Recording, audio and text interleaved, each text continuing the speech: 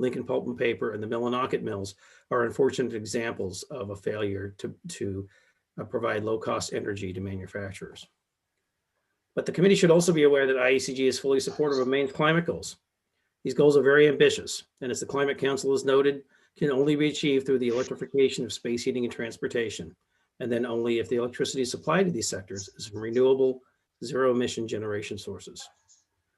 IECG wants to reiterate our continuing disappointment that the space heating and transportation sectors continue to rely on the electric ratepayers to help them achieve decarbonization.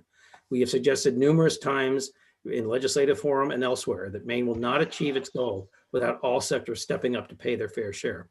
But policymakers continue to turn away from this basic element of climate justice. Since it appears that electric ratepayers will remain the easy targets to pay for achieving climate goals adopted by policymakers, the least those policymakers, including this committee, can do is to minimize the cost increases that ratepayers must bear while shouldering the burden for those other sectors. I am not going to even attempt to discuss the economics in a hearing where you've had Dr. Silkman and Woodbury speak to you. So I'm going to skip over that part of my testimony and specifically note a couple of other things. I expect the parties that will object to considering changes to the status quo are exactly who you would expect, those who benefit the most from that status quo. The only difference is whether it is above market rates of return for new wires or above market rates of return for project developers. Maine ratepayers deserve better, and Maine will fail at its climate mission without considering better options. We also note in passing that if nothing else, a public financing vehicle might at least let local Maine developers retain ownership of their projects, or at least the management of those projects, as opposed to selling out to investment firms such as the Carlyle Group or BlackRock. IECG wants to see Maine meet its emissions targets, but at the lowest possible cost. We want the committee to take every opportunity to explore options that might be more cost effective than the status quo, whether it's transmission and distribution build out, grid resiliency and growth of distributed generation, or grid scale renewable generation development. At the very least, the committee should take the time to seriously consider the proposal in LD 1634. We appreciate that this is a major undertaking, but we think that so is addressing climate change, and we need to all spend some serious time on this. Thank you for the opportunity to provide testimony. Be happy to answer any questions now at the work session. Thank you, Mr. Hudson. And there's a question from Representative Wadsworth. Thank you, Mr. Chair. Thanks for being here, Mr. Hudson. Is the IECG worried at all about the political nature that the Maine Generation Authority could take on? I do think that Representative Foster's question to Dr. Silkman was a good question. I agree with that. And I think that we have to figure out how we can try to insulate against it becoming a political creature. You know, the Maine Turnpike Authority is a good model. The Maine Turnpike Authority in its history involving human beings perhaps is not as good a model as it could be, but that's because human beings are fallible humans. I'm not going to stray into the spiritual, but I think that it's important that we not avoid trying to improve things for fear of humans acting in their own personal self-interest. I think we just need to try to erect the structures to ensure that that doesn't happen. Thank you.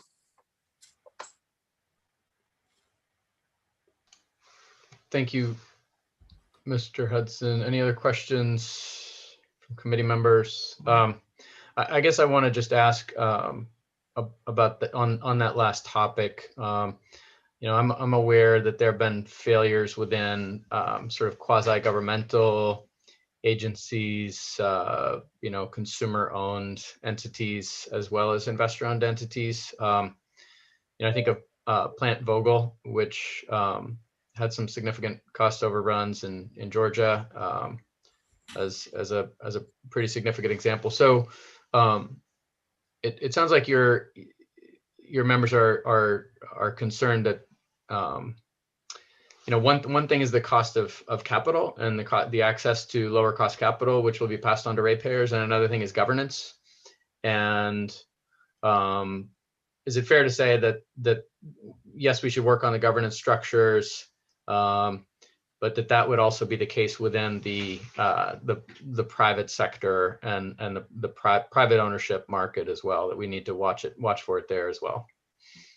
The IACG has spent significant amount of its members' time and dues in intervening at the PUC, at ISO New England, and FERC, just because of the fact that the private sector doesn't always watch out for the interests of the consumers. That's not to be, it's not throwing mud at those particular companies which benefit from the current structures that we have in place. It's just a fact that we have to continue to watch it, and we have to continue to police it, and we need effective institutions like a PUC that has the resources it needs and the expertise it needs, and we need an OPA that, while certainly representing the most disadvantaged members of the consuming public, also represents all consumers. And we've been thankful that we've had a pretty good string of OPAs in this state. Great, thank you. And just as a follow-up, do you view this as creating more competition in the generation space, or less competition? Again, I think I hesitate to put my lawyer's judgment in the place of the judgment of two prominent and preeminent economists in the state. But I don't know why there would be less competition as a result of doing this. I think it's going to be a change, and I think those who seek to compete will have to figure out how to better compete in this model. But it may allow folks like Fortunat Mueller to be able to better compete, for example. Great, thank you. Other questions? Representative Foster. Thank you, Mr. Chair. Hold on, I just messed up here somehow. Thank you, Mr. Chair, and Mr. Hudson. My question would be, most of the clients that you represent, they're out there fighting in the I'll call it the capitalist world, competing to try to put out the lowest cost product or service, right, with others of the same ilk. And that has seemed to work quite well for them over the years. Why do you feel that all of a sudden that we need a quasi-governmental entity that we can't instill that same competition, which I think we do see in this reality of renewable energy production? Well, thank you, Representative. It's a very good question, and certainly all of our members compete in the various industries in which they're in, but we also understand that there are times when consolidation of power within a supplier can affect the ability for folks to effectively compete for our business. And so whether it's transmission and distribution service or whether it's electrical supply, those are some basic. One is a monopoly, the other one's a pretty basic essential commodity. And to the extent that you can develop a better model of ensuring that the private sector that wants to provide those services can do so at the lowest possible cost, and you have a way of passing those cost savings on to the ratepayers that have to, whether they're private residences or a large paper mill, have to have that commodity in order to conduct their business in their daily lives. I think that is possibly a good thing. And just to be clear, we're suggesting that this is in part a search for a better option than the status quo. It's not a suggestion that one governmental procurement model is the way that all things should be done. And it may be that there are good reasons for not adopting everything that's in this bill, but I think we fail to serve the ratepayers if we don't look, whenever this committee discusses the status of trying to achieve social goals like climate change, figuring out how to do that in the lowest possible cost to ratepayers. That's what we would ask, and that's what we think is essential. And we appreciate very much that the organic statute of the PUC contains that mandate from the legislature to reduce costs. And we think that while It's been difficult because for every, as Dr. Silkman said, for every mandate you give them that veers away from that reducing the lowest cost, they do first the mandate you ask, and then they look to how to deliver it at the lowest cost.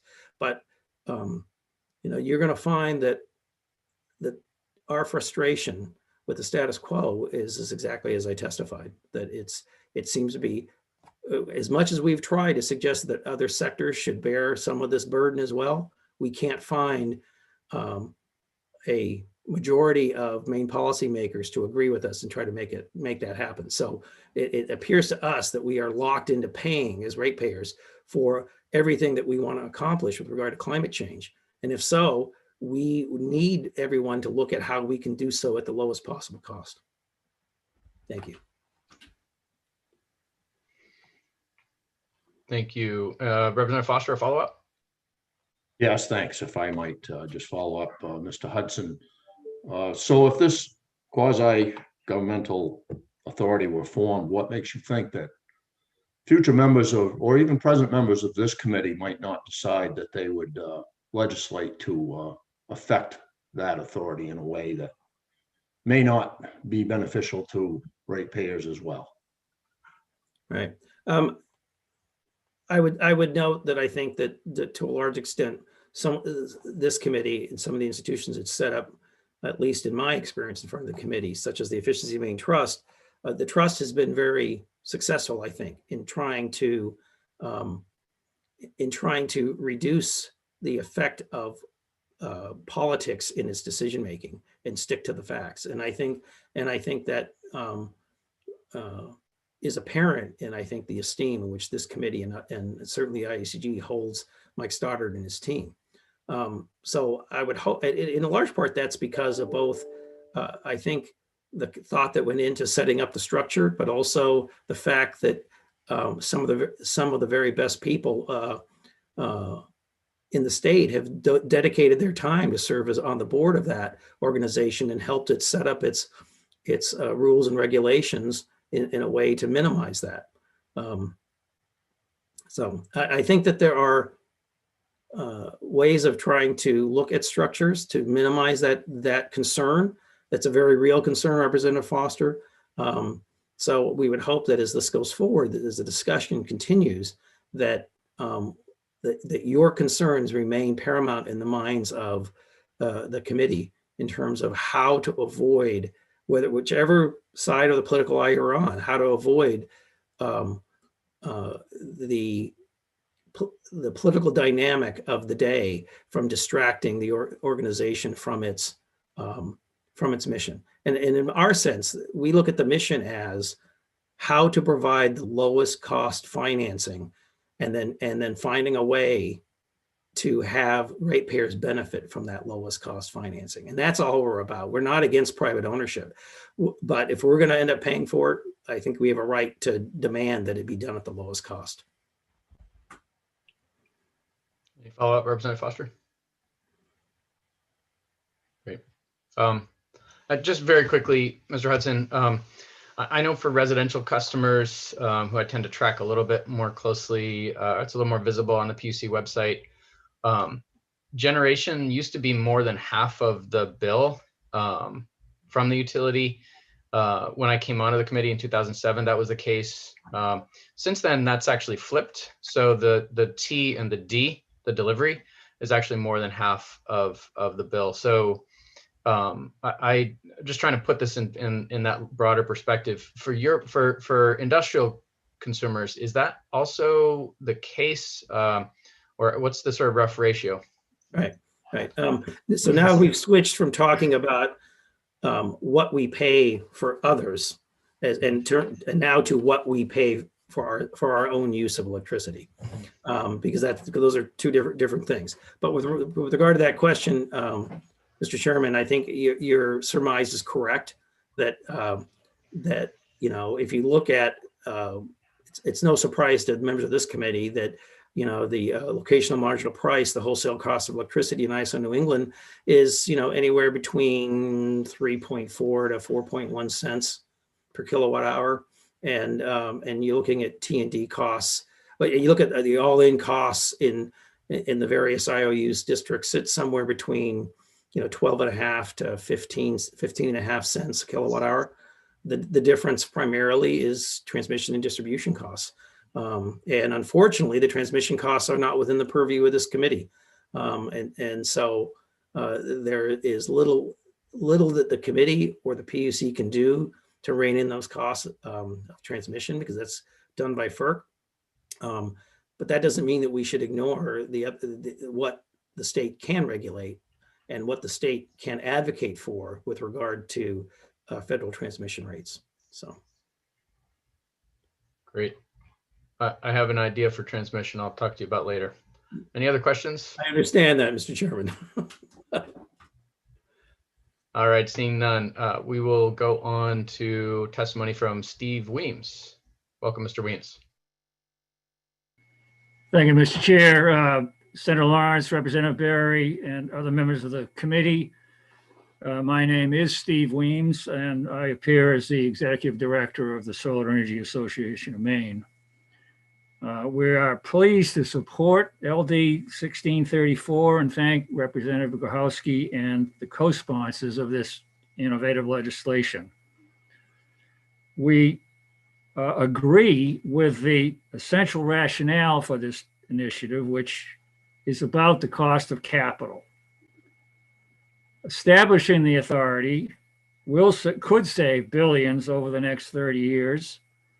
Important to distinguish between could and will, but it could save billions over the next 30 years. That would be billions, which will help us achieve our climate goals. I should note that some might question why we're here appearing on behalf of this, but it's because as a broad coalition, we support all project sizes of all ownership models, and this is consistent with that part of our mission. One of the disadvantages of going eighth on the list is that everything else that's important has been said. So I'm going to just zero in on two things briefly to emphasize them. One is the magnitude of the investment that's required, and Dr. Silkman has spoken to that eloquently in his report and in his testimony. But the consensus estimate is that we're going to need to invest $60 billion over the next 30 years in generating assets to achieve our climate goals. And most of that money is in capital costs. You heard his testimony about projects will shift from mostly fuel to capital assets, 80% capital costs for some, 90% for others. The cost of that capital is the determining factor on whether or not we're going to get reasonably priced energy. And the distinctions that have been made today in the cost of capital, perhaps 3% as a placeholder for renewable, for tax exempt versus a blend of equity and private debt is enormous and will save us billions. The other thing I want to mention quickly is the competitive nature of this, which you were just talking about with Mr. Hudson. This is not like the Maine Turnpike Authority in that it would have a monopoly power. This would be a competitive entity in the marketplace having to do projects because it can deliver them at the lowest possible cost to the ratepayer.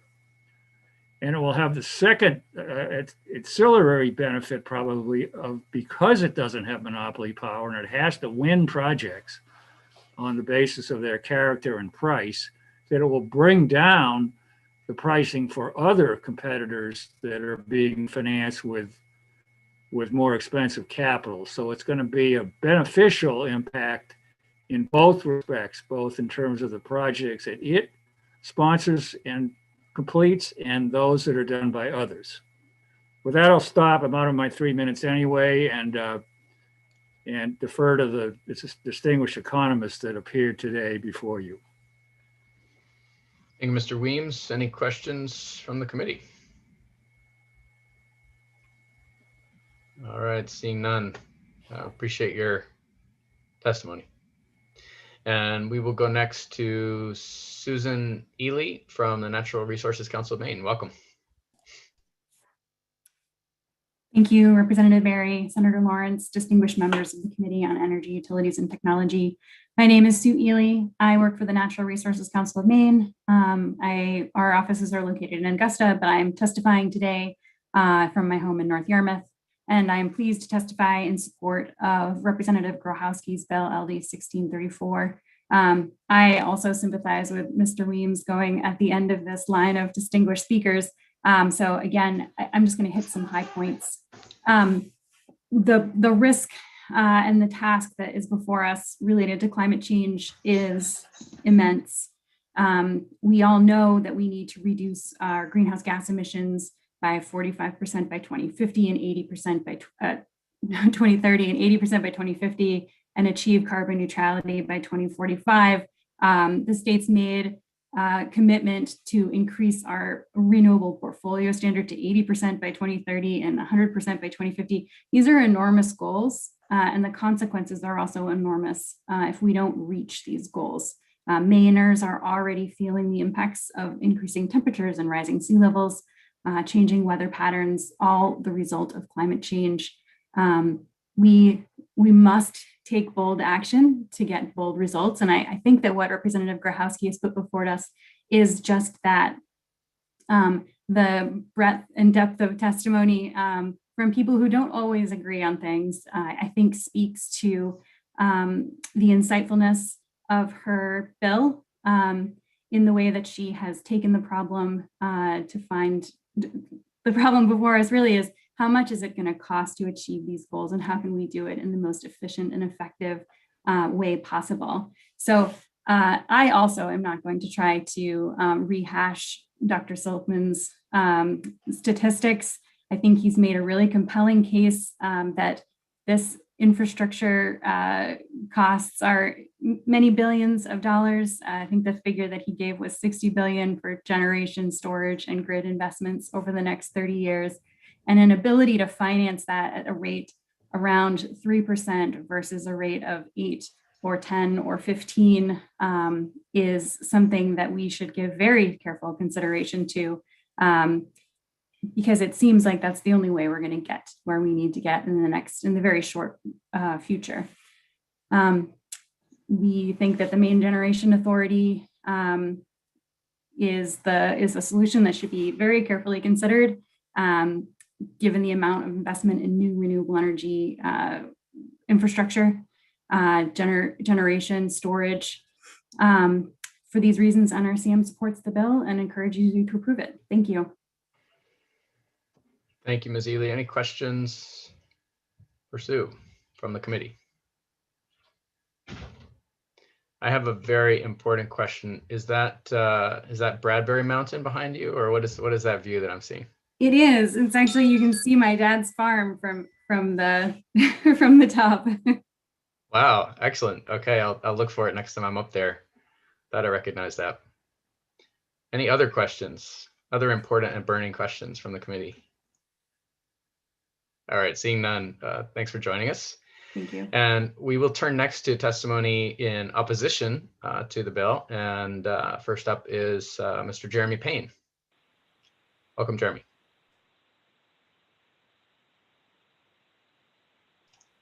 And I think you're muted, although I can't, for some reason, I don't see the. Take two. There we go. Sorry about that. Right. The old double mute. Senator Lawrence, Representative Berry, members of the committee. My name is Jeremy Payne. I'm the Executive Director of the Maine Renewable Energy Association. Here to testify in opposition to 1634, as it appears to be a solution in search of a problem as it relates to seeing new clean energy supply cost effectively developed in the state. We know it works. We know how to do it to ensure new megawatts of Maine clean energy reach commercial operation at very competitive prices. If we've learned anything in the last 2 years since the 129th Maine Legislature's passage of LDs 1494 and 1711, it's that the clean energy marketplace has identified Maine as a great place to deploy its capital. What is in question is whether that reputation remains intact, depending on what you all decide to do here in the coming weeks. We've heard from Chairman Bartlett on multiple occasions that the Commission has seen very robust competition for the grid scale procurement that they oversee and administer. believe he had said that there was something north of 80 bids for the first tranche, and he seemed to indicate the second tranche was receiving similar competitive attention. The bill would replace the private marketplace with a government-run authority and ultimately shift project development and construction risk onto ratepayers. The existing procurement processes that the PUC oversees ensures that ratepayers benefit from the output from an operational project. However, this authority would also place the pre-operation and construction stranded asset risk on the ratepayer-backed authority. So in other words, if the authority makes a bad bet on a project that fails for any number of reasons, ratepayers are on the hook for that cost, even if it ultimately produces zero electricity. This creates an additional burden of risk that ratepayers themselves would be backstopping. Notably, the authority would also have no federal income tax liability and seemingly would not be able to utilize federal tax policies like the PTC and the ITC that help deliver lower project costs for all consumers. The bill also contemplates very prescriptive procurements,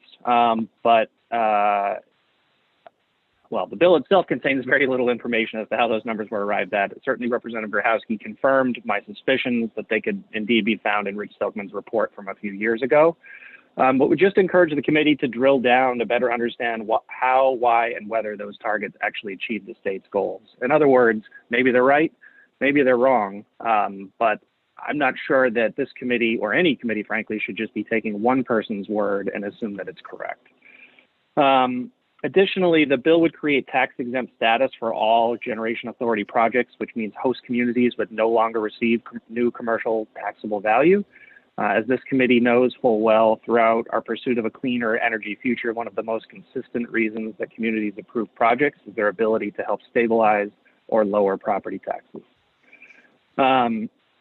I will say one of the reasons that 20-year contracts have been attractive is that solar and wind projects often benefit from technological advancements that improve efficiency and output.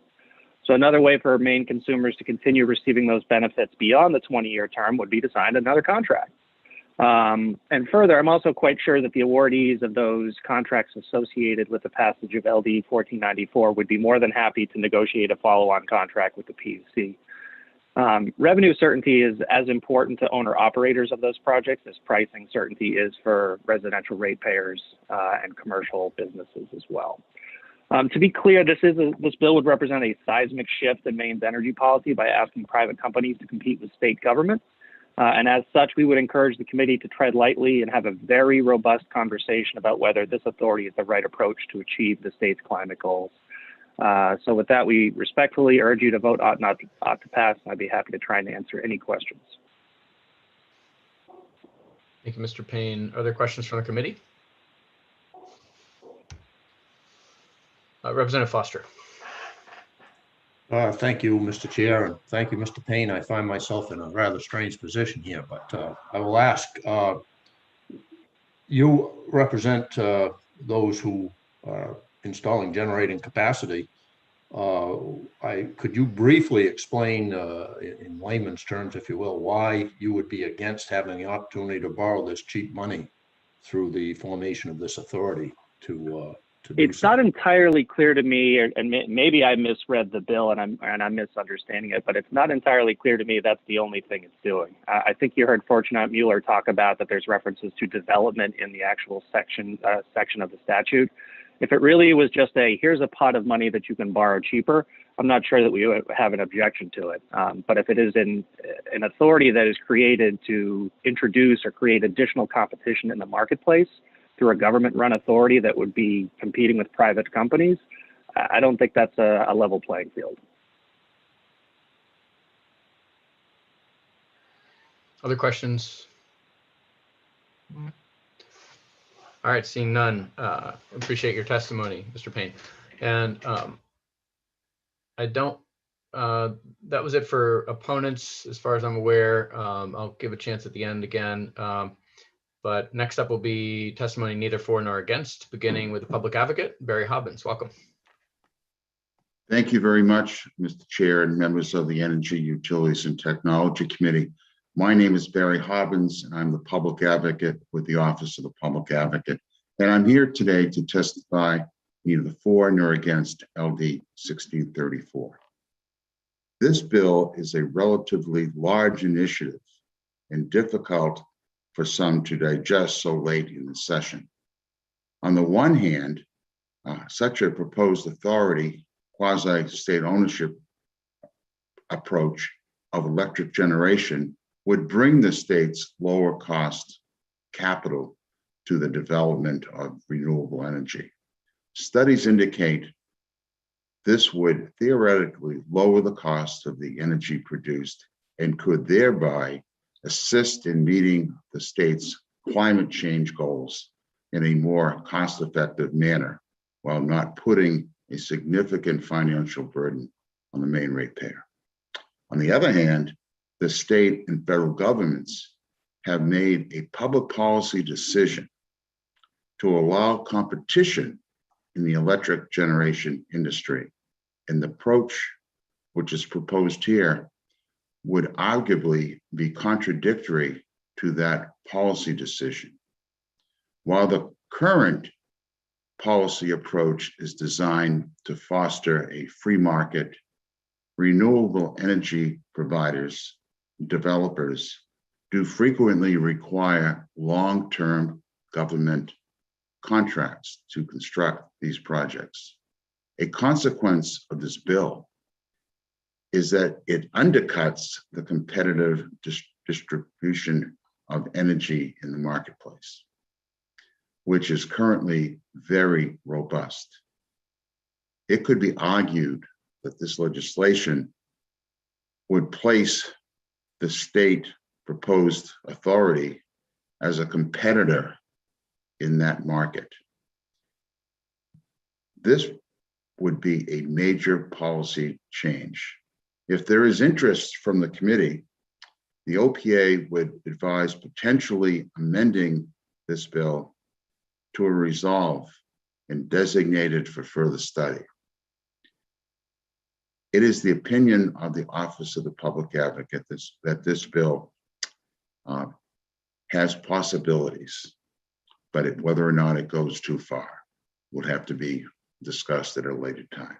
One of the intended purposes of deregulation was to keep ratepayers protected from potentially poor decision-making by transmission and distribution entities. This bill would put them possibly back on the hook, despite the lower surcharge, but this time through a state-run entity. I want to commend those who brought forward the bill, Representative Grabowski, and those who spoke. We very seldom have distinguished economists appear either for or against the piece of legislation in my years in the legislature, and I just want to commend those who spoke for the bill to know that it was a robust discussion, which I think is very important for the process. That is my opinion, Public Advocate's opinion. We thank you for the time, attention, and consideration of this testimony. And if you have any questions, Mr. Chair, I'd be more than happy to try to answer them. Thank you. Thank you, Mr. Hobbins. Questions from the committee? Representative Foster. Thank you, Mr. Chair, and thank you, Mr. Hobbins, for being here this morning. We've heard this morning quite a bit about the this bill being a positive for ratepayers, that it would lower costs. I'm wondering, because usually your office and your successor, I'm sure, will be charged with the same, go out to represent ratepayers quite often, or most often, against private concerns when rates are affected negatively for the ratepayers or other issues. I'm wondering if you could, how would that go with this quasi-governmental agent's authority, as far as your office is concerned, if in fact some of their decisions went the wrong way for ratepayers? Is there a issue with you advocating for the ratepayer against a intergovernmental authority, or how would that work going forward? Thank you. Well, ideally, very good question, Representative Foster, as always. Again, this is a major policy decision. And because it's a major policy decision, the Office of the Public Advocate finds itself arguing that we might not have the perfect, if you're going to have this type of approach, there needs to be further study. Anytime you have an office that looks to try to save money for the ratepayer, in the past, it was what is the cheapest amount without looking at the futuristic issues involving fossil fuels, involving the economy, involving the environment. And so my approach has been more aggressive, taking some positions that, quite frankly, would surprise some people, I'm sure. But again, you have to look at the totality of the situation. But I do agree with you. It puts whoever the policymakers are, in a very difficult position, because you can argue this bill from both ways. And I want to see if something is going to pass, which it could, because of the environment that's out there and the distrust for utilities that is out there in the public that I see. We want to make sure it's done right. And so I would hope this committee would consider taking some humble advice from someone who's been involved with many, many studies. And some of them turn out pretty good. The law in the Committee of Jurisdiction has done some good work. So I probably not the right answer for you, but that's basically how I feel, how my office feels. But thank you for the question, as always. Any follow-up, Representative Foster? No, thank you. I wasn't expecting any particular answer. Thank you. Very good. Any other questions for the public advocate? All right. Thank you Seeing very none, much. Thanks for joining us. Enjoy that nice porch you're on. Or It's nice overlooking background. the Saco River. So Ah. it's overlooking a deck, and it's Oh, kind that of sounds nice great. here at home. Very Thank you. nice. All right. Enjoy. Next up, we have testimony neither for nor against from the Governor's Energy Office. Welcome, Melissa Winnie. Hey, good afternoon, Representative Berry, Senator Lawrence, members of the Joint Standing Committee on Energy, Utilities, Technology. My name is Melissa Winnie, and I'm the Energy Policy Analyst for the Governor's Energy Office, testifying neither for nor against LD 1634. I'd first like to state and perhaps restate that the Governor's Energy Office is committed to achieving the state's clean energy and climate goals and requirements. We understand, and as was recognized in our main renewable energy goals market assessment and the Maine Climate Council's climate action plan, that meeting these requirements will necessitate development of additional renewable energy generation in the state and across the regional electricity grid.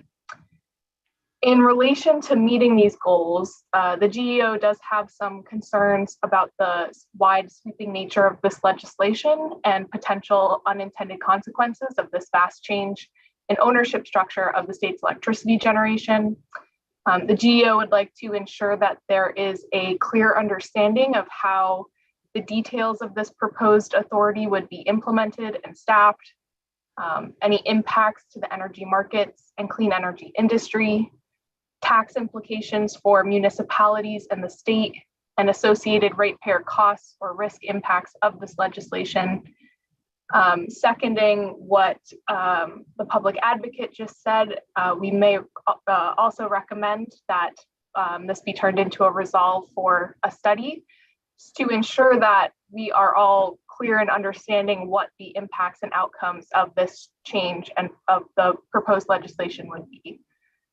So again, we advise that the committee carefully and prudently review this proposal and ensure that we have a clear understanding of the impacts before making a decision and moving forward.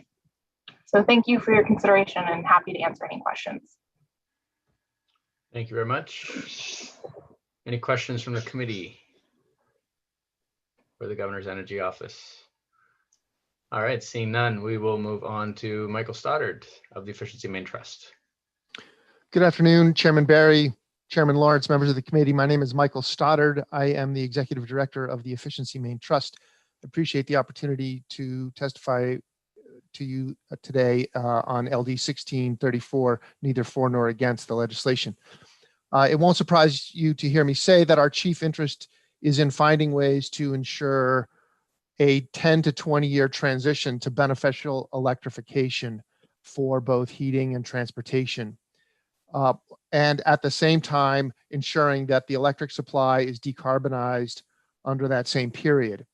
And so it's critical that we explore every option and every avenue to achieving that goal at the lowest cost. We appreciate that this legislation is taking another look at a possible avenue to do that. We also appreciate that the discussion talks about the potential value of independent quasi agencies. As you know, Efficiency Maine has had a pretty good run of playing a role to try and bring value to the state economy and the environment and the ratepayers. And we think that there's a lot of merit to what you heard other people testify to about insulating these organizations from politics.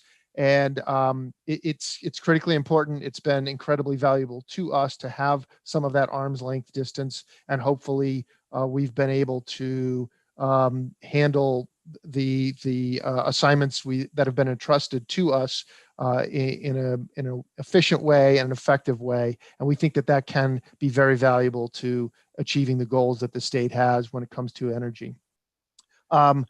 We are fine with the role that is mentioned in the legislation about aggregating the attributes and the capacity that would come from projects and marketing them. As people may know, Efficiency Maine Trust is a participant in the forward capacity market at ISO New England.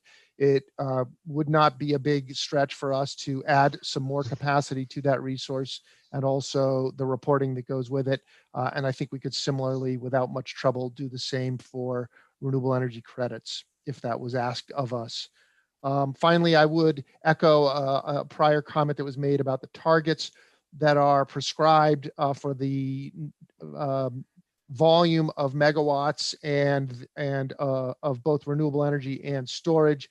And I would just say in our experience, it never ceases to amaze me how much we need to take stock after a couple of years based on what reality has shown us and recalibrate. And so I would make sure if you do this, you have some provision to check on those numbers and be able to recalibrate as appropriate.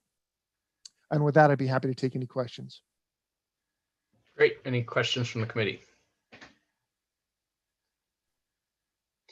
Representative Foster. Thank you, Mr. Chair. Thank you, Mr. Stoddard, for being here. Earlier, it was suggested, and I agree, that your group, quasi-governmental authority, has done quite well in sticking to your charge. And however, I would ask you if I am wrong when I assume that your group is not immune to the changes that might be brought by future members of this committee or future politicians or legislators to sway you, if you will, by statute away from what you currently see as your goals.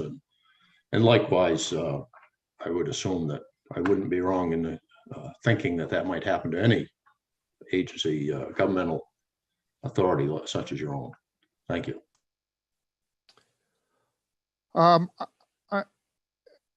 If your question is, ain't that so? I would agree that we're created by the legislature. We are a creature of the legislature, of the legislation, and so we're certainly subject to the changing views of policymakers as they evolve over time.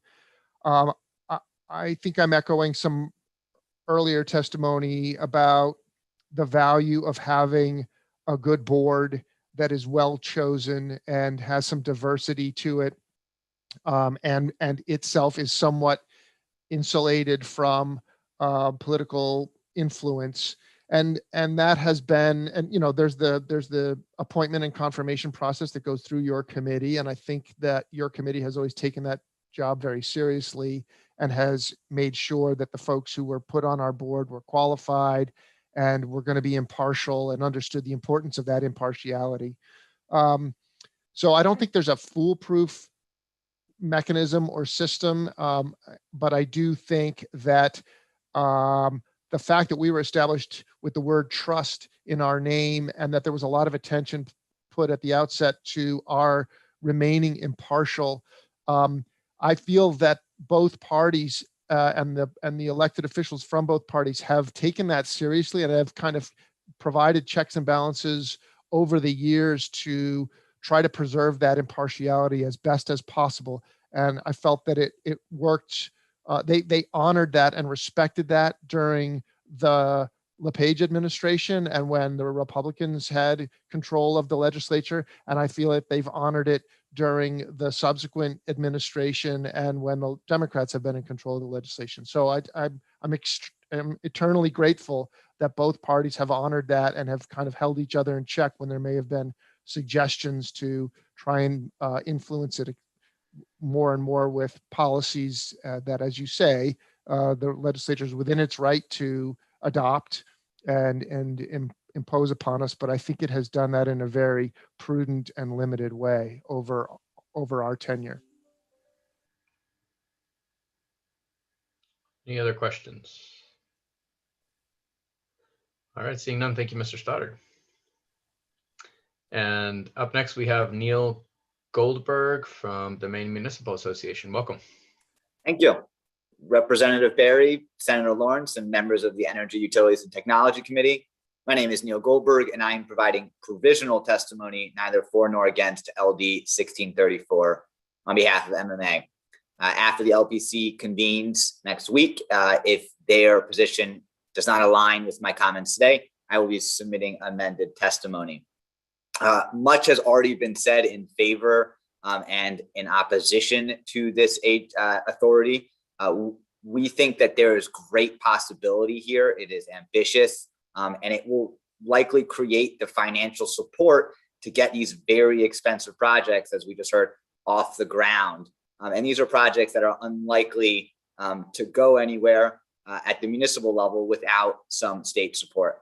And this authority could be that. But we do have some objection to how it is handled or its behavior, and specifically the exemptions that are offered to it in regards to tax payments to municipalities. As Dr. Silkman mentioned, this is going to be extensive, it's going to be broad, and they're going to be valuable investments. And taking these properties off the municipal tax rolls will have an impact. And so as we weigh the savings to ratepayers, as the governor's energy office mentioned, we should weigh the impacts to property taxpayers as well. And so with some adjustment to those exemptions, this bill might be more favorable, but at the moment, we stick with neither for nor against, and I'd be happy to answer any questions. Thank you. Thank you. Are there any questions from the committee? Okay, seeing none. Thanks for your testimony. And up next, neither for nor against, we have the chair of the Public Utilities Commission. So Bartlett, welcome. Good afternoon, Representative Barry, Senator Lawrence, members of the committee. I am Phil Bartlett, chair of the PUC, testifying neither for nor against LD 1634. As you've heard, the act would require the authority to develop and own 2,000 gigawatt hours of renewable energy, which comes out to about 1,000 megawatts if you were to base that on solar capacity, as well as 100 megawatts of energy storage, and then sell the energy it erects into the wholesale markets. Under the act, the authority's board would determine its revenue requirements, including debt payments and operating expenses, and the commission would be required to authorize a surcharge on the bills of all electricity customers in the state for those expenses, regardless of the prudence of the decision-making of the authority. Depending on the cost of the projects and market prices, the authority could well create real value for ratepayers. It could also create significant costs. What is clear is that the state's ratepayers would bear all of the risks of the authority's decision-making and operations. The ratepayer risk in funding the authority as specified in the act is different from that which occurs through long-term contracts at specified prices.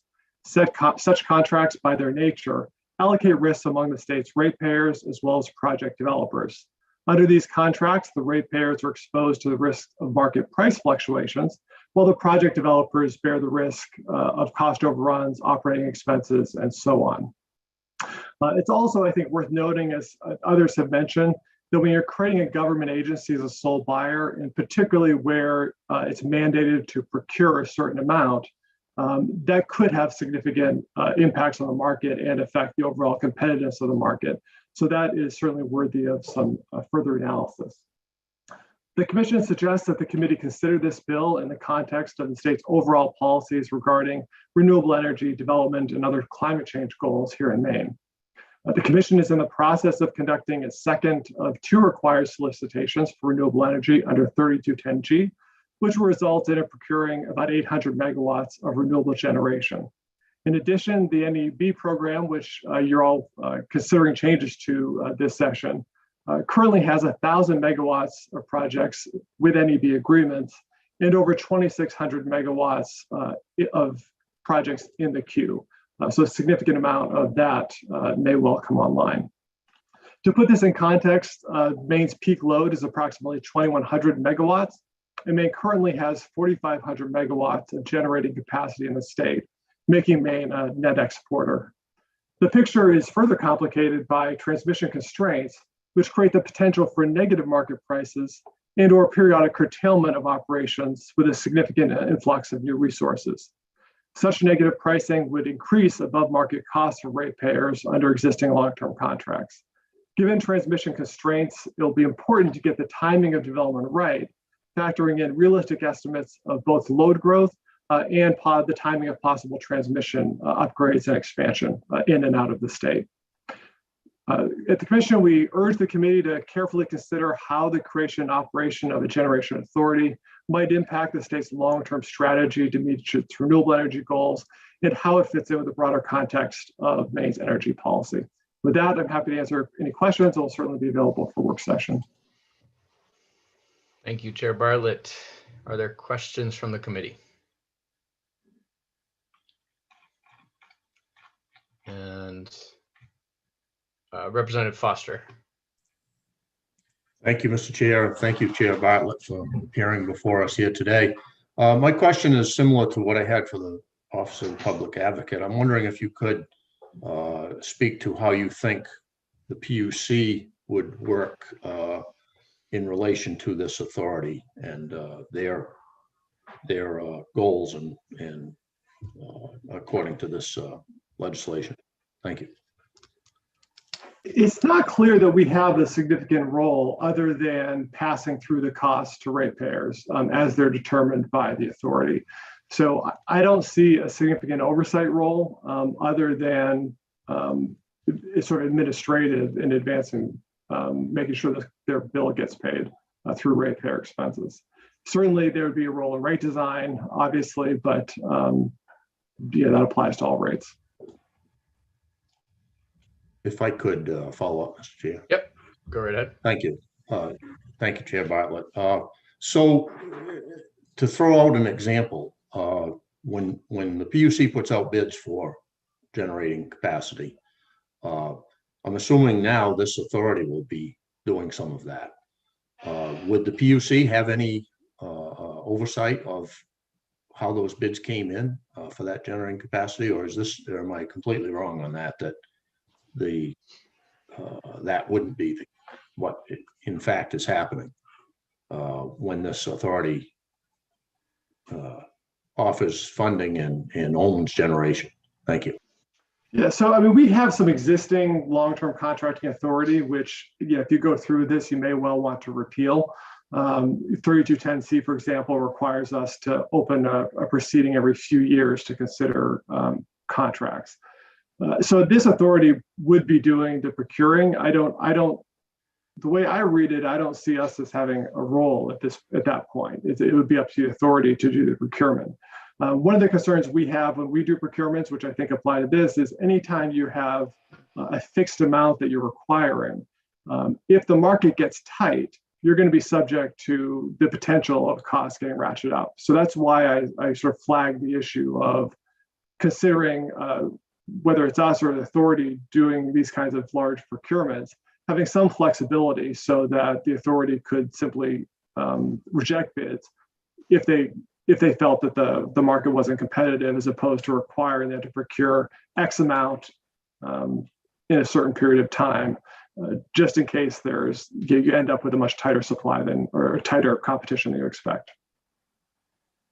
Thank you. Representative Foster, any follow-up? All set. We'll go to Representative Cuddy next. Thank you, Mr. Chair. Thank you, Commissioner Bartlett, for being here today. We've talked about the contracts that are currently put out, and typically there, as my understanding, they're 20-year contracts get put out. Are there any benefits to Maine ratepayers who have paid for these contracts over the 20 years for years 21, 2, 3, 4 ad nauseum? Not directly. I mean, at that point, you're no longer contracting for the energy, but my understanding is that part of the impetus behind these contracts is to provide the financing to get them built, recognizing the beneficial impact of having that increased supply in the marketplace and having those additional RECs in the marketplace. So when we finance, it's for that period of the contract. What I don't know is from a developer's perspective, whether they are in fact recovering all of their costs in those 20 years, and it's also a point that most of our contracts are for energy only, so there may be other sources of revenue. So it's not, I don't know for sure how much of their overall costs are recovered through the energy contract that we're signing, as opposed to other potential sources of revenue, including those that would accrue after the 20-year period. Thank you. Chair Bartlett, is your concern about long-term contracting and the sort of supply and demand impact, is that based on an assumption that you would still be required under 3210C to procure the same overall supply, and that there would be a diminishing number of proposals for that same supply? Well, I just think if you've made a decision to create an authority who's going to do the procurement, and particularly on such a large scale, it seems like it might be duplicative or futile for us to be putting out a separate contracting process every 3 years. We can certainly, as the law remains in place, we'll continue to do it, and you never know what might come in. Certainly, there may be enough projects out there at a reasonable cost that's worth doing. I don't know. Great. And as a follow-up, under current law, remind me, are you able to declare an RFP to be to not be competitive under 3210C? To be 3210C, we don't have to accept any bids. Mm-hmm. So we are doing that as a straight ratepayer benefit impact. So if we conclude that none of the bids provide a ratepayer benefit, we don't have to accept any of them. If we get a lot of bids that do, we can accept as many bids as are beneficial. Got it. So to the extent that there might be more generation being built because you have this new entity and the existing players, is it conceivable that you have sort of more bids, more sharpening of the pencil for that limited procurement? I don't know. I don't know. I mean, 3210C, I think, has had limited success in part because there's a preference in the statute for 10-year contracts. And that seems like it hasn't been enough in a lot of cases to get the good pricing. 20-year contracts seem to be the norm. I don't know whether you need where between 10 or 20, there might be a magic place to minimize the ratepayer risk, but 10 seems to be more challenging to get the cost down. Got it. Thank you. Any other questions? All right, seeing none. Thank you, Chair Bartlett. And I'm just going to ask if anyone is interested in testifying that has not been able to do so. Anyone who's currently an attendee that wants to raise their hand and testify that has not already done so, now would be the time to do that. And seeing none, that will conclude our hearing on LD 1634. We'll schedule it for a work session in the coming weeks, and we're moving quickly, so it may be as soon as next week, possibly. We are going to take a break for lunch. I'd like to ask the committee, we do have one more bill to hear. I think there were 15, a dozen or 15 or so to testify on that. Last I checked, no, it was only 10. But still, that'll take at least half an hour. Would you like to break for a full hour now and come back at 1:45 after lunch, or do you want to just make it 45 minutes? Come back at 1:30. 45 would be my preference. 1:45? No, so 45 minutes. So 1:30. Oh, 45-minute break. Okay. Yep. Come back at 1:30. Any other thoughts? I'm going to be going over to labor and housing. We have like 15 or 16 public hearings today, so I've missed 3 of them, I think, so far. Oh yeah. Oh, it's going to be a good day. But if you need me back for a quorum or something, shoot me a text. Thank you, Representative Cuddy. I don't know how you guys do it, going back and forth between 2 committees. Any other thoughts? All right, so we'll make it 1:30 as Representative Wadsworth suggested, and please get away from the screen and enjoy lunch break. Turn off your video and your audio.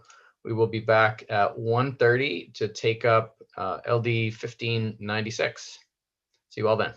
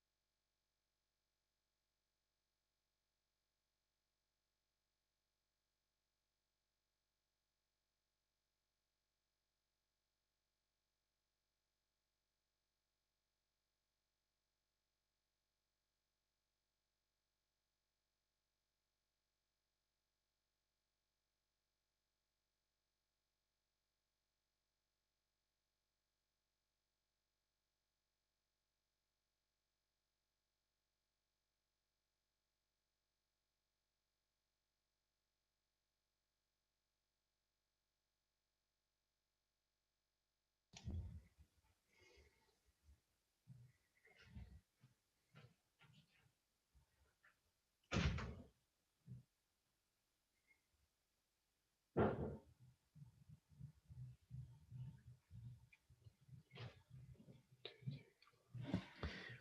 Jordan, are you back?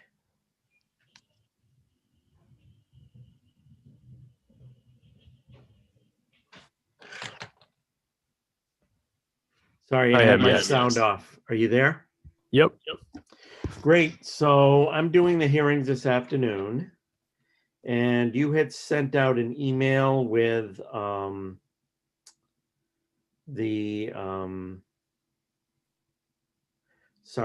people who are going to testify this afternoon. Is that correct? Or are we doing work sessions? It's a public hearing, so I did send out the testimony list this morning. And Senator, for the one bill that we do have, LD 1596, I have been in touch with the sponsor, Representative Chiazzo, and he, I think, will be joining us momentarily if he hasn't already. Okay, so all you guys did this morning was 1634? That's right. Yes. See what happens when I leave? Well, in fairness, you were there for a part of it. Yeah, for the end of it, but okay. But you weren't paying attention, Senator, so. I would like to remind everyone there was a significant delay due to a technical malfunction. When in doubt, blame it on the technology. That was real. Is that a wardrobe malfunction other than my wearing a Vermont t-shirt? I see that Representative Chiazzo is available. I'm moving him over now, beaming him up. Thank you.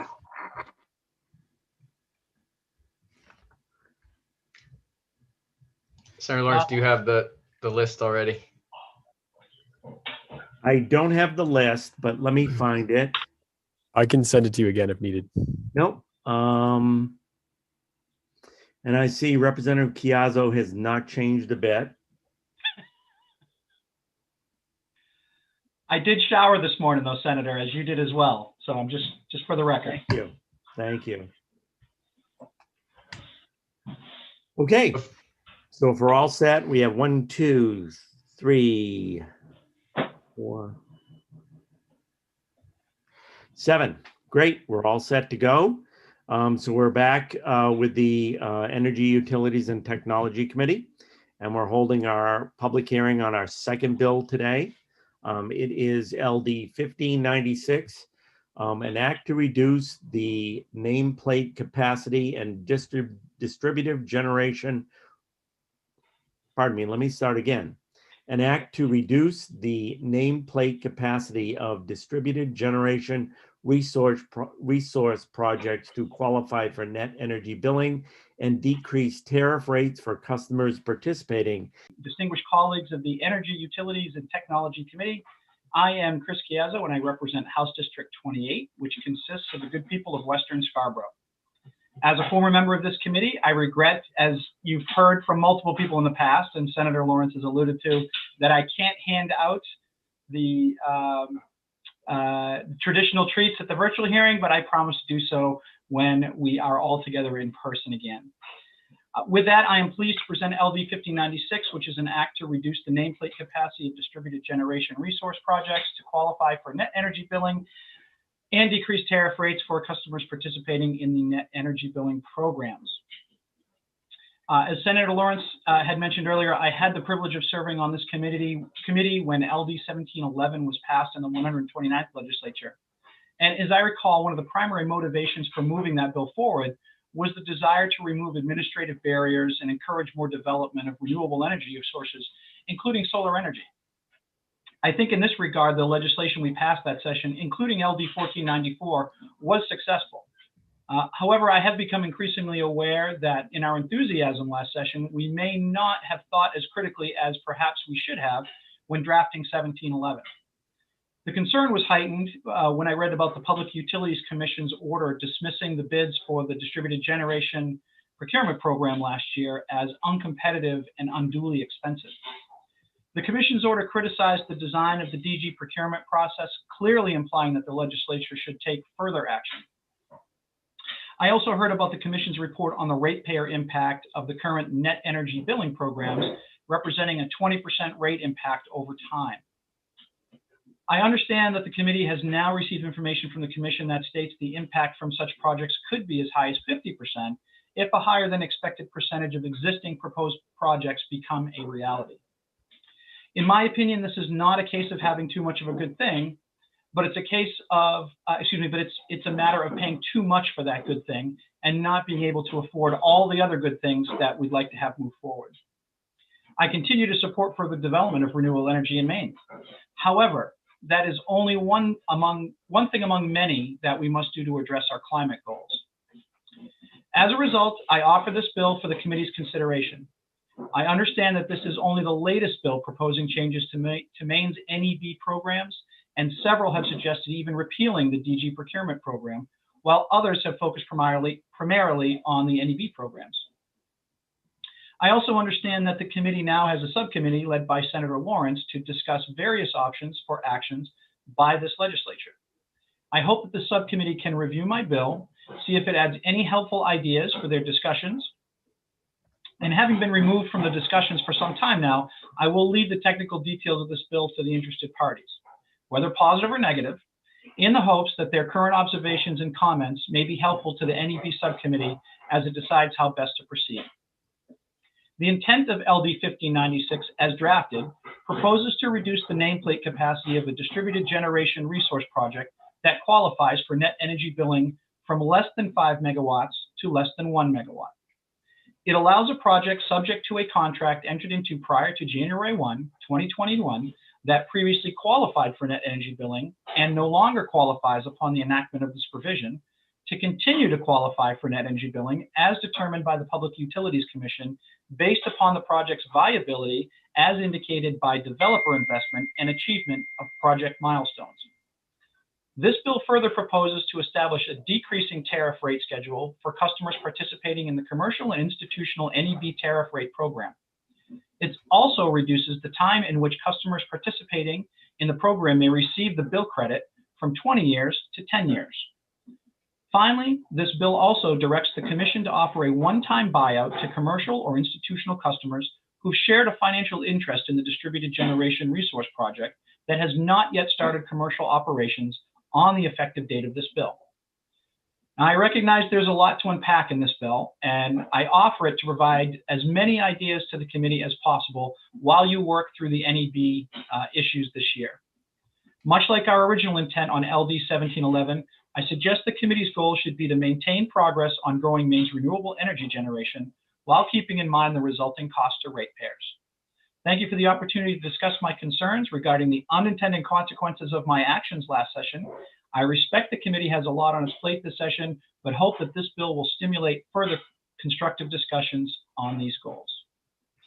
And I'm happy to answer any questions that the committee may have. Thank you very much. Are there questions from the committee for Representative Chiazzo? Representative Foster. Thank you, Mr. Chair, and thank you and welcome back, Representative Chiazzo.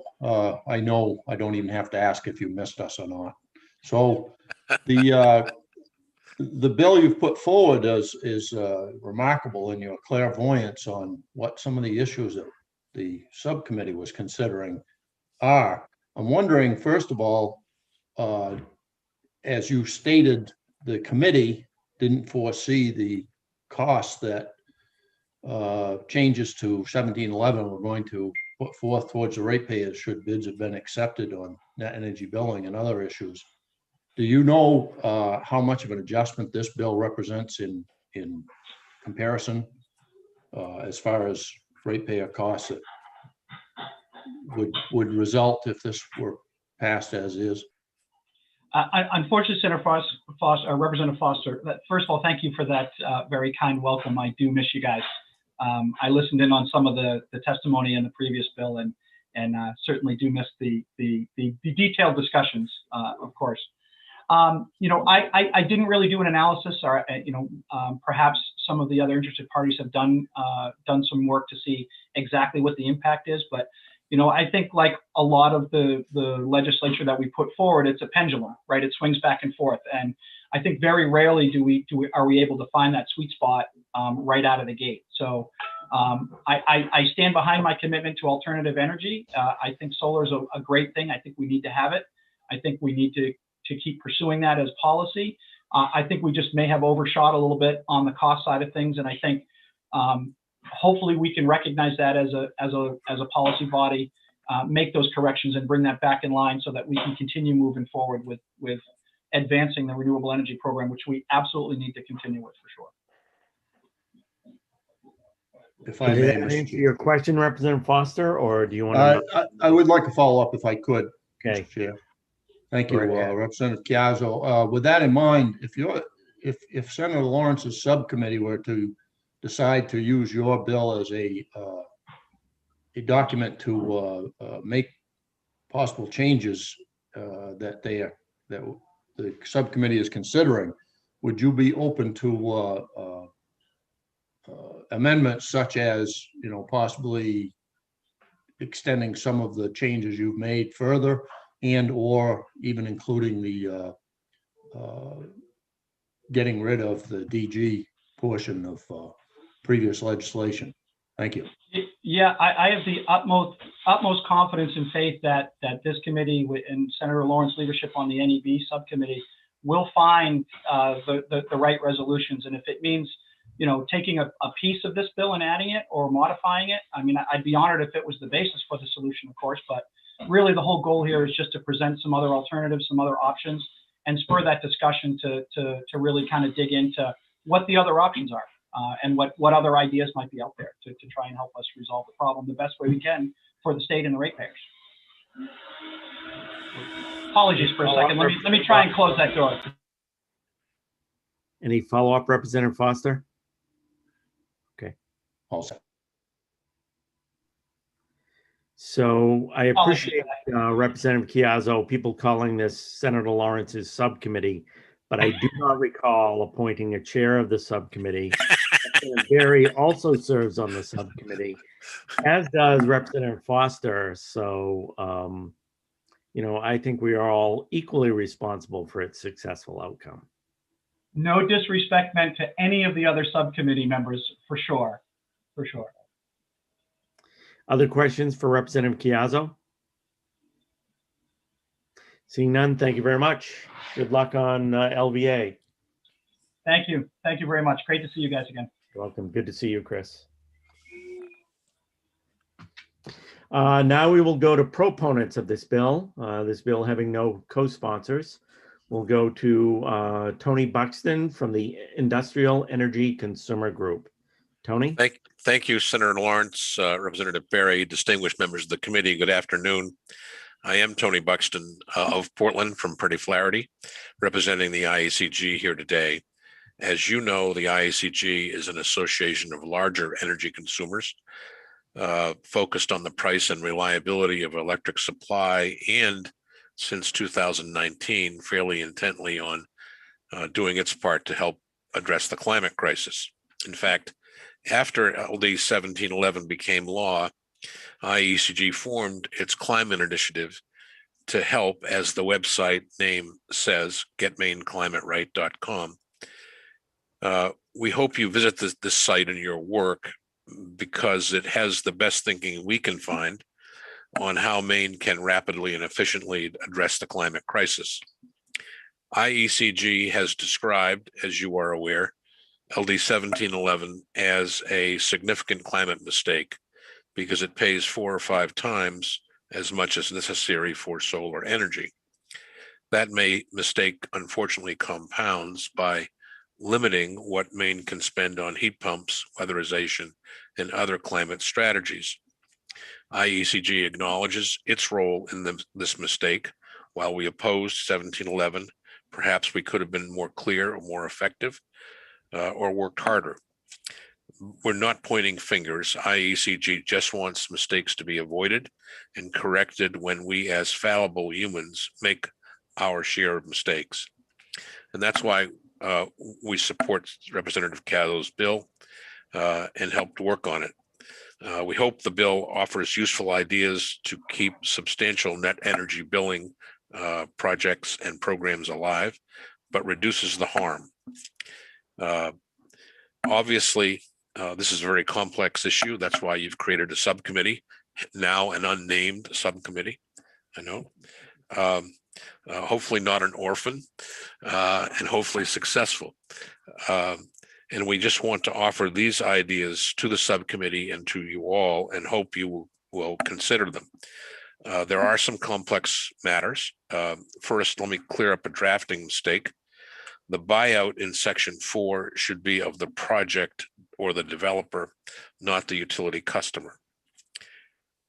You can see how the mechanisms work. It reduces over time. It reduces, first of all, the size of an eligible project from 5 megawatts to 1, something others have discussed.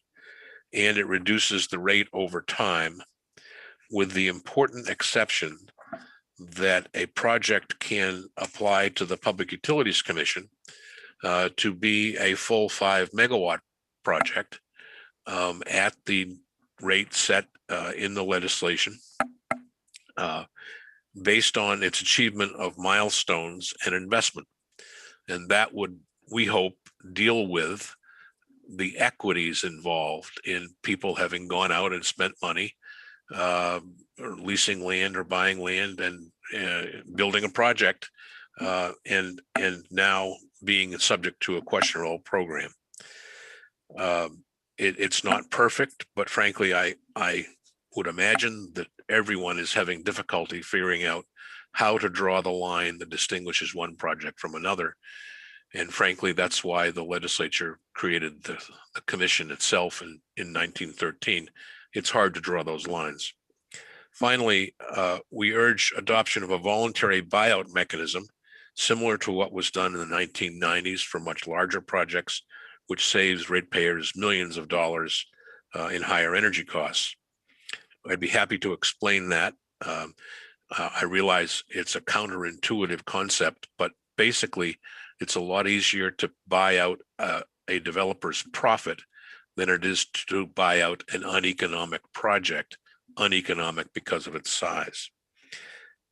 So with that, I'd be happy to answer any questions and to provide, for example, the legislation that did the buyouts in the 1990s to the committee for its consideration. Thank you. I'd be happy to answer any questions. Are there questions from the committee for Mr. Buxton? Seeing none, thank you very much. Thank you. We will now turn to opponents of this bill, and I'll recognize Caitlin Kelly O'Neill from the Coalition for Community Solar Access. Caitlin. Thank you, Senator Lawrence, Representative Berry, members of the committee. I'm Caitlin Kelly O'Neill. I'm the Northeast Regional Director for the Coalition for Community Solar Access. CCSA is a national coalition of businesses and nonprofits working to expand customer choice and access to solar for all American households and businesses through community solar. We urge you to not adopt the bill currently before the committee for consideration, an act to reduce the nameplate capacity of distributed generation resources to qualify for NEB and decrease tariff rates for customers participating in NEB. CCSA appreciates the attempt to put forward another plan for consideration regarding safe harboring certain types of projects in the existing NEB program. But this specific proposal does fall short of providing clear market signals for which projects will be safe harbored and which will not. And the parameters proposed for the future of the program fall short of continuing to supply sustainable market support for community solar. The community solar market is looking for clear signals from the legislature regarding projects that may be safe harbored under the existing program. While there is some guidance in this bill, there remains a significant amount of discretion left to the Public Utilities Commission. And at that point, if the PUC is left to make a determination, it will continue to destabilize the market because developers will remain unclear about a project's viability even after a determination is made by this committee. We strongly encourage the committee that whatever their ultimate determination may be regarding projects that may continue under the current energy billing program, there be no question about who is in and who is out. And finally, CCSA does not support the details provided for the future of the NEB program, which will not support a healthy community solar market. For community solar to really provide benefits to Maine ratepayers, projects above a megawatt will need to continue to be eligible, because the greatest benefits to customers are delivered when the construction of projects benefit from economies of scale.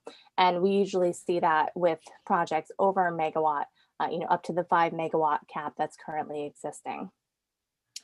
Likewise, most community solar projects are financed based on 20-year terms instead of 10-year terms, and limiting the tariff rate to 10 years along with limiting the eligible system size to a megawatt will fail to continue supporting a community solar market for Maine. And finally, CCSA would urge the legislature to not propose any tariff value changes directly in statute. And if there are tariff rate changes to be considered, we would urge you to defer to the Public Utilities Commissions for setting appropriate tariff values. So thank you for your time and consideration. Please don't hesitate to reach out, and I'm available to answer any questions you may have at this time.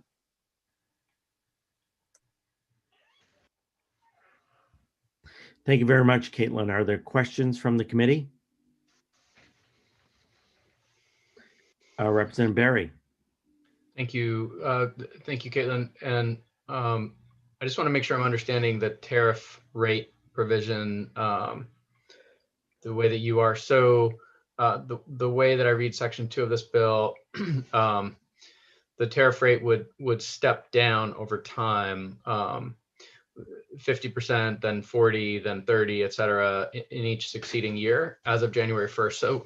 So would that mean that if one of your members were to build, 2 years from now, that they would, or to consider building 2 years from now, that they would be sort of planning ahead and looking at that 40%, but it would only impact that prospective project, or would it reach back in some way as you read it? I honestly, I was a little unclear myself on whether or not that tariff change, which projects that the decline in the tariff value would impact. So, that's another consideration that I think may cause some uncertainty. Thank you. Thank you. Any follow-up, Representative Barry? All set. So Caitlin, if I understand your testimony right, you're saying you would prefer, rather than doing it in statute, if we did something prospective for the future, that it be done internally by the PUC? Yes. Okay, good. That is helpful. Thank you. Any other questions? Seeing none, thank you very much. And I'll go on to the next person to testify in opposition to this bill. It's Jeremy Payne from the MREA. Good afternoon again. Senator Lawrence, Representative Barry, members of the committee. I am Jeremy Payne, and the Executive Director of the Maine Renewable Energy Association. First, I'd like to congratulate the sponsor on a bill with the longest title I think I've ever testified on. Indeed, a real mouthful for the senator to try and get out. So congratulations on finishing that. Not surprisingly, we are testifying in opposition to LD 1596, as it would create a real drastic reduction in the size of projects eligible to participate in the NEB program. Consistent with what Caitlin said, appreciate the fact that it is at least somewhat forward-looking, although it appears it would gravely impact projects that were developed during this calendar year, and that it does create some additional visibility into a future program, but we're still opposed. Very specifically, dozens of companies have spent considerable time and financial resources to get their projects ready, negotiate ratepayer savings with their project subscribers and off-takers in response to the clear signal the 129th legislature sent via the passage of LD 1711. This bill would completely change that, and these companies that expected that they would be able to, that their projects would apply, or they expected the existing policy would apply to their projects, and now we're telling them it wouldn't if this were to become law. It would also seemingly harm projects that have signed agreements in excess of 10 years. So what would happen to those deals and those projects? I think it's really critical for investors to hear loud and clear from the state of Maine that we stand behind our commitments, and we won't change the rules in the middle of the game. And as we've heard from the governor, that Maine won't wait. This bill's message to projects larger than 1 megawatt and less than 5 is basically go compete with other grid scale solar projects. As I've testified to in front of this committee previously, 2 years ago, there was certainly no expectation that 3.5 megawatt solar project should be reasonably expected to compete on price with a 103.5 megawatt project. That's precisely why this committee decided to pass both LD 1494 and LD 1711. There are completely different public policies that underpin those development scales. The NEB program allows for residential homeowners and businesses alike to choose which energy source powers their home or business. They get to know with relative certainty what their energy costs will be over the life of their agreement. They save money and support Maine workers and companies, and it also helps the state to achieve its climate goals. Section 4 offers the buyout for C&I consumers with a financial interest in a project. I'm very skeptical that these customers would be interested in that buyout rather than receiving the full anticipated savings that they negotiated with one or more developers.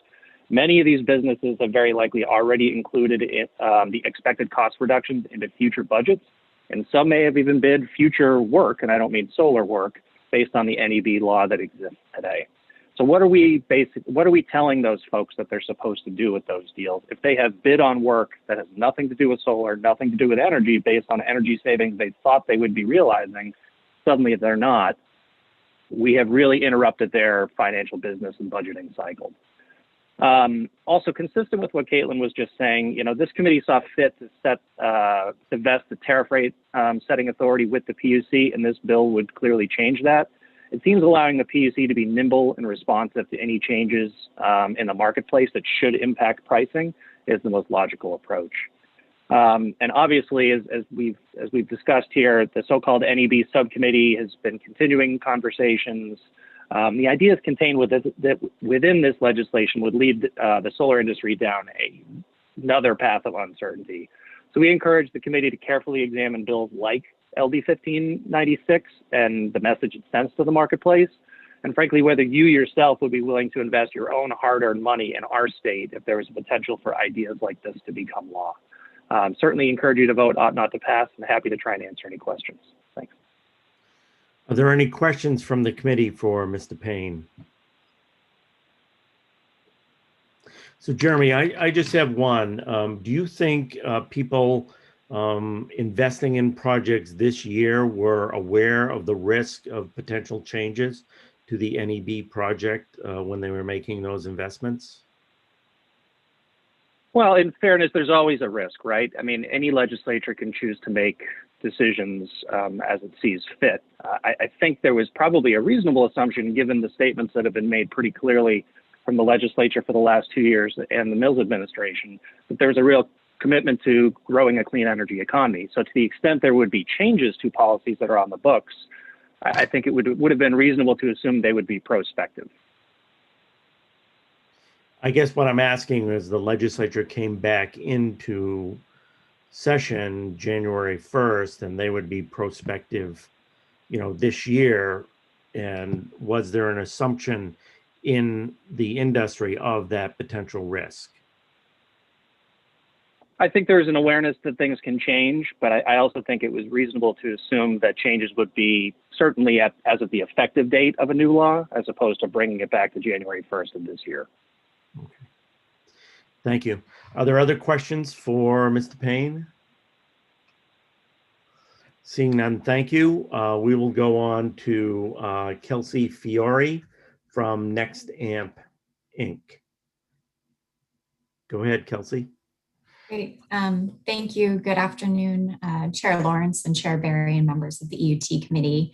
Thank you so much for the opportunity to testify today. My name is Kelsey Fiore and I work for Nexamp. We are a vertically integrated clean energy company based in Boston, Massachusetts, and with a number of projects that we're developing in Maine.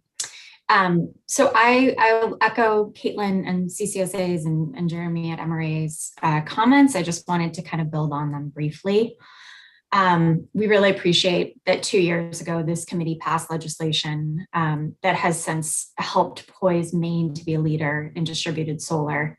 As you all know, 1711 expanded the allowable project size from just under 660 kilowatts to just under 5 megawatts. This has allowed solar developers to invest hundreds of millions of dollars in the state in order to build, own, and operate solar generation facilities, projects that will clean the grid, help Maine meet its clean energy goals, and allow Maine ratepayers to participate in community shared solar programs to reduce their electricity bills. I think the component of LD 1596 that we are most concerned with, that we do appreciate, I'll echo others' appreciation of the intent here, but we are extremely concerned about the reduction in nameplate capacity of projects from under 5 megawatts to under 1 megawatt. I know for NexAMP that would, simply make it impossible for us to build projects in Maine moving forward. We appreciate that the bill leaves undisturbed project size requirements for executed NEB agreements for projects that obtained NEB agreements by the end of last year.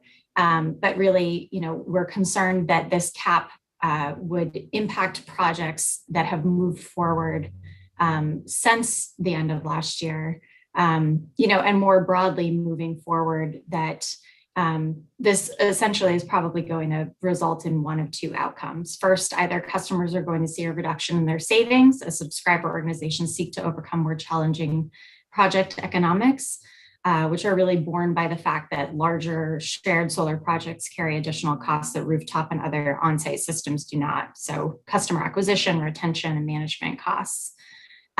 Larger projects allow developers to leverage economies of scale to cover those increased costs while still passing on meaningful savings to customers. But I think one of the two outcomes of reducing the cap is that, either you aren't able to pass on meaningful savings, or more likely an exceedingly small number of projects are going to be built in future program years, as many find the project economics to just be cost prohibitive. And so I think that is really kind of our sole concern here. I guess we would echo what CCSA and MREA say with regards to reducing tariff rates for C&I customers.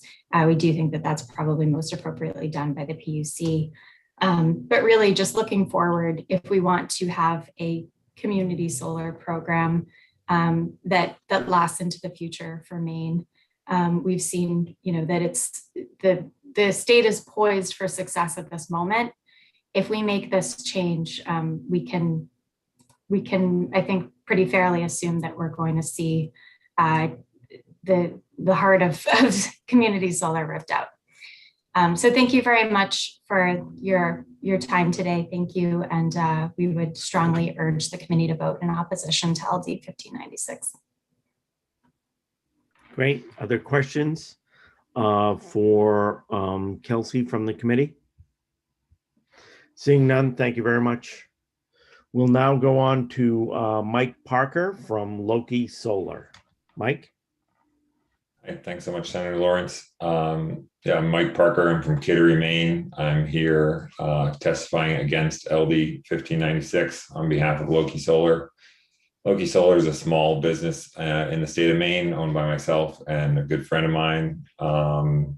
We've been running wicked hard for the last 15 months, trying to develop 5 community solar projects based on rules and legislation put in place by, I understand, many of you all. And I'm very interested in this bill not passing, and generally for retroactive changes not to be made to the NEB program.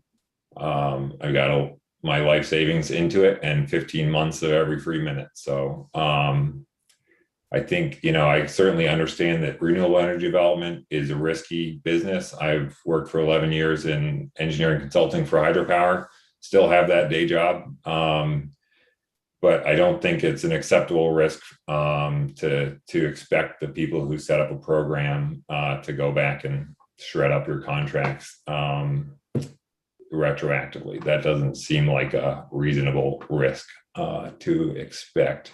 And the good thing is that members of this committee, as well as other members of the legislature, do agree with me. Senator Stewart was testifying on his own bill to end the NEB program last week, and he said in written testimony, quote, moving the goalposts on these developers at this point would send a signal about Maine's economic conditions overall and harm our business reputation. And I certainly think it's reasonable to think your reputation would be harmed by retroactively changing contracts entered into under good faith under a program clearly set up to encourage what we're trying to do. That and a letter that was pretty important to the community solar industry released last summer by this committee that says, quote, "It's not our intention to implement a retroactive change to projects already in the NEBQ." So basically, it's very concerning to me, the conversations around retroactive change.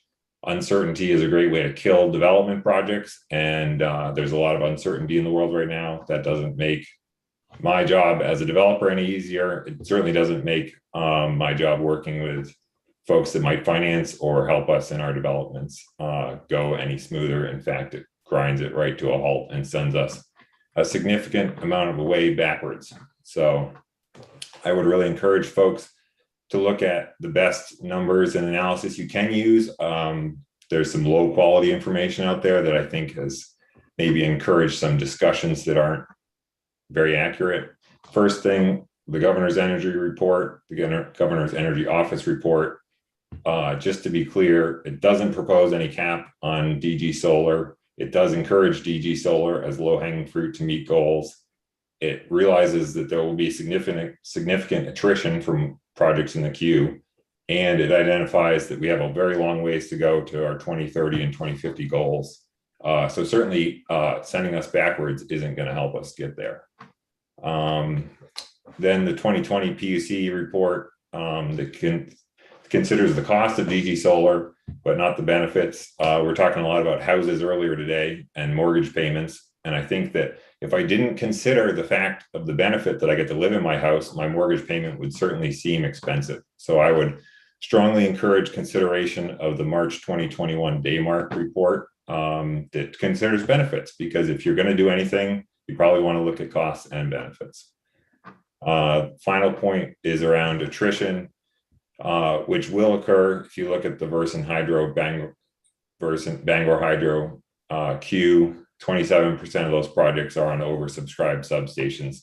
So that's very easy to identify. There'll be significant attrition from a single factor. Many other factors will lead to more attrition naturally, and we don't need to make retroactive change to maybe right size this situation. So I just encourage you all to basically honor your commitments that have been made and make any fixes or system adjustments going forward, because I think I've seen all of you put in a lot of effort over the last few weeks, few months, watching hearings and everything. And I know that there's a heart to do the right thing and to make some adjustments, but I think we can all agree honoring commitments made in the past going forward is the right thing. Thanks so much. Great. Are there questions from the committee? Make sure my mic is on. Are there questions from the committee for Mike? Representative Barry? Thank you, Mr. Chair. And Mike, thanks for joining us today. I really appreciate your testimony and your hard work to create a business and to do it here in Maine. I like the name as well. I do want to just check that you have an actual copy of the letter that you referred to. This is a letter from the chairs, not the committee as a whole, but just the chairs, and speaking only for ourselves. And it specifically was about 2020. There were concerns brought to the chairs by the Maine Renewable Energy Association about the 10% threshold, and the concerns were specifically about the rules of the NEB program being amended in 2020. So as the last line of our letter said, modifications would be applied prospectively and would not take effect in 2020. So I just want to make sure that you have a copy of that letter so you have the complete context, because it sounded like you might have been a little, you might have read it a little differently than it was intended. Sure, I did read the whole letter. Yes, thanks for checking. And it's a good clarification that it's not on behalf of the committee. I had misunderstood that. Yeah, and I think that, yeah, you're correct. The letter does state that you're not going to make any changes in 2020. It also does appear to state that you're not going to make retroactive changes. So I would request you don't. Go ahead, Representative Berry. Thank you. I wonder then, since Maine Renewable Energy Association appears to have referred this letter to you, if they also sent you a copy of my press release in late November, early December, indicating that projects that were not in the queue as of December 31st of last year would be subject to my legislation if my legislation were to pass. Did you receive that press release? No, I'm not aware of that press release. No. Okay. But I guess there's a lot of different cutoffs that you could use. So if you're talking about being in an interconnection queue as of the end of the year, that's one situation. And I guess I would encourage you to consider the impact of potential cutoffs on small business developers like ourselves. We're operating in a different way than maybe larger investor-owned development companies would, in that we really need to conserve cash, because when you run out of cash, you lose the game in development, right? And we don't want to lose, we want to win. So we therefore do everything when we need to do it. So if you say, show me all your permits or you're out, that's pretty bogus if you're trying to be efficient as a developer. If you say, show me your interconnection agreement or you're out, I mean, Versant has a lot of great people working for them. They were overwhelmed and it took them a long time to get to IAs. So that's out of our control. Believe me, I was calling them every week. If you say, show me your NEB agreement or you're out, that it wasn't totally clear at what point you could sign up for those agreements. And we do have them all signed for all of our projects as of today. You will delete, let's say 60% of our portfolio if you were to cut off NEB agreements at the end of the year. And that was never a clear threshold. And the rules around that have always been vague. Great, well, thank you. I just wanted to make sure you did have the letter. Yeah. Thank you. Any other questions for Mike Higgins? Mike Parker. Thank you very It's much. a mashup of my co-founder's last name, but all good. What's that? Oh, I apologize. No problem. Of Ryan. Yes. I apologize, Mike. Great, thank you. Thanks, everyone. Okay, let's go on to Stephen Weems from the Solar Energy Association of Maine. Thank you, Senator Lawrence, Representative Berry, other members of the committee. My name is Steve Weems, Executive Director of the Solar Energy Association of Maine.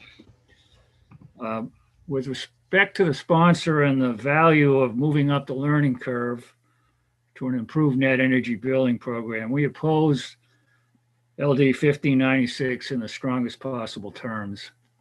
I see the flow of the day, so I'm going to try to get on and off the stage here rapidly. Our basic reason for opposition, there are many, and they're detailed in quite a lot of words in my written testimony, so I really invite you to that. In general, we think it's just a sledgehammer approach to a limited problem due to the bottlenecks in the grid, which are undeniable, and the extreme difficulties of getting interconnection agreements. So there is no crisis. And the suggestion to refer these ideas and others to the subcommittee, I think, is very much in alignment with our thinking. And that's in our testimony as a principal suggestion. And I just want to use the pendulum image that Representative Chiazzo brought up, and that it's important not to swing the pendulum back too far the other way here. And I have full confidence that the subcommittee will come out with something reasonable and balanced.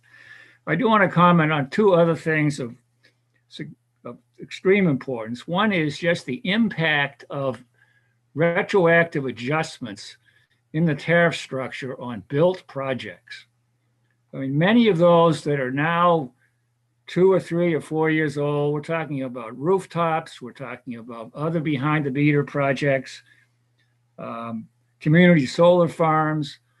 many of those commitments were made when prices just in general in this technology were much higher. Paybacks at the time were in the 10 to 15 year range.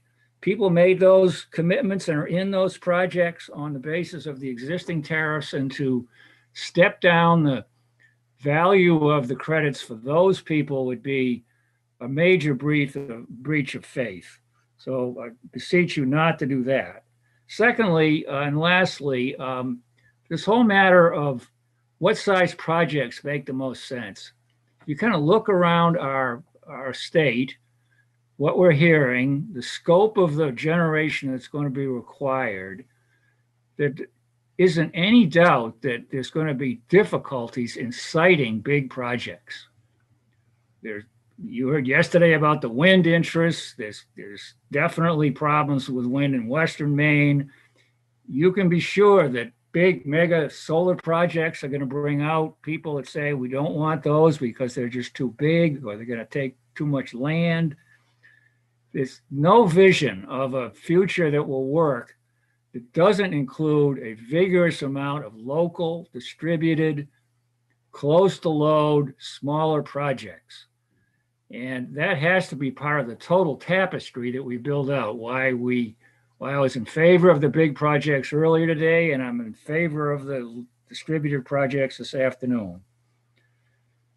So please take that into due consideration, which doesn't even bring in the many physical and economic benefits of having projects close to where the energy is being used. So I just hope that we don't lose sight of that, no matter who we are and where we are on the chessboard of this whole discussion. And thank you for the time this afternoon. Thank you very much. Are there questions from the committee for Mr. Weems? Seeing none, thank you very much. We'll go on to Jessica Robertson from Borrego Solar. Jessica? Thank you, Mr. Chair. I am not Jessica Robertson today, but great to see you in the committee. My name is actually Jim Cohen, and Jessica Robertson expresses her greetings to the committee, but she had a 2 o'clock call scheduled, so she asked me if I would jump in and say a few words on her behalf and Borrego. And we are here today appearing in opposition to LD 1596. We've heard a lot of testimony today. We have written comments that have been submitted, but at a very high level, we agree with comments that have been made already by MREA, CCSA, Turning Point, and NextAmp. So I won't repeat those today, but a couple of high points. First of all, we do appreciate that the bill does acknowledge the need for safe harboring projects, and I think that's an important point, so we do appreciate that piece. But as we turn to other aspects of the bill, one of which is a reduction in the size of projects from 5 down to 1, we just want to remind the committee, and I think we've heard, that projects between that sizes do add great value to the grid. The governor's report takes an approach that we want diversity in our supplies. So we don't think that that's the right way to go. Secondly, the proposal to have a buyout of commercial projects. Our concern there is that it asks ratepayers to pay money for something that they won't get benefit for. So we don't think that's the right way to go. The next piece is just to remind the committee, we've heard a lot of discussion about what are the true costs of the net energy billing program. We've had discussions about perhaps how that's best calculated. Our strong feeling is that the PUC's report missed a lot of benefits, overstated the costs, and if one does a fair calculation, we think it brings us closer to that there's a benefit to consumers, and even if one backs out some of the economic and environmental benefits, that the relative cost to consumers is much narrower than had been stated. So at those points, we would ask you not to go ahead with LD 1596 and would be happy to answer any questions you may have. Thank you. Are there any questions from the committee? Seeing none, thank you. Thank you so much. We'll now go on to Michelle Carpenter from Turning Point Energy. Great. Thank you, Chair Lawrence, Chair Barry, members of the committee. My name is Michelle Carpenter and I represent Turning Point Energy. We're a small community solar development company, and I'm respectfully testifying in opposition to LD 1596. I'm not going to repeat a lot of the testimony that you've already heard here. From an industry perspective, we are largely supportive of the comments of MREA, CCSA, and others you've heard from today. I did want to take a minute to focus on probably what the number one thing that Turning Point views as problematic in this bill. While we appreciate and thank Representative Kayazu for including safe harbor provisions, the way they have proposed the provisions is a little alarming. It appears to propose a potential path to safe harbor projects that receive net energy billing agreements by December 31st, 2020. But it doesn't actually provide any legislative certainty for those projects. Instead, it appears to defer to the PUC to determine, whether individual projects actually do qualify. It's a little unclear whether that would be through a petition or some form of regulatory proceeding. And, while I understand the intent and the purpose, there is a key need from industry, customers, landowners in Maine that there becomes something out of this legislative session that folks can understand, whether they are able to move forward with projects immediately. By way of example, Turning Point has 5 projects which are ready to start construction this spring.